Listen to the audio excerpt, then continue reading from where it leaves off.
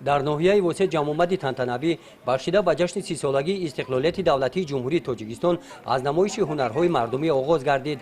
маҳсули ҳунарҳои дастии ҳунармандони ноҳия, маҳсулотҳои ҳунармандӣ, гулдӯзию чакандӯзӣ ва либосҳои дигари миллӣ, таому хӯришҳои миллӣ ки бисёре аз инҳо дар даврони соҳиби истиқлолии кишвар аз нав эҳё гардиданд, аз ҷониби ҷамоатҳои деҳот ба намоиш гузошта шуданд.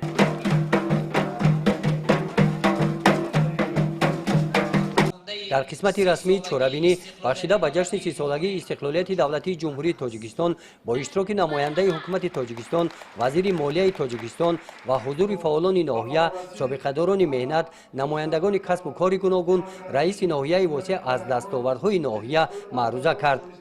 сипас намояндаи ҳукумати ҷумҳурии Тоҷикистон, вазири молияи Тоҷикистон аз номи пешвои миллат, президенти ҷумҳурии Тоҷикистон муҳтарам Эмомалӣ Раҳмон сокинони ноҳияи восеъро бахшида ба ҷашни бузурги миллат 30-солагии истиқлолияти давлатии ҷумҳурии Тоҷикистон табрик намуданд. намояндаи ҳукумати мамлакат қайд намуданд ки 30 сол назди таърих ин давраи на чандон калон аст. дар ин муддат халқи тоҷик бо сарварии фарзанди фарзонаи миллат, пешвои миллат, президенти ҷумҳурии Тоҷикистон муҳтарам Эмомалӣ Раҳмон давлати навини соҳиби истиқлоли Тоҷикистонро бунёд намуданд. сипас дар муҳити идона аз номи мақомоти иҷроияи ҳокимияти давлатии вилоят ва мақомоти иҷроияи ҳокимияти давлатии ноҳияи восеъ ва фаъолони ноҳия сипоснома ва ифтихорномаҳо тақдим карда шуданд.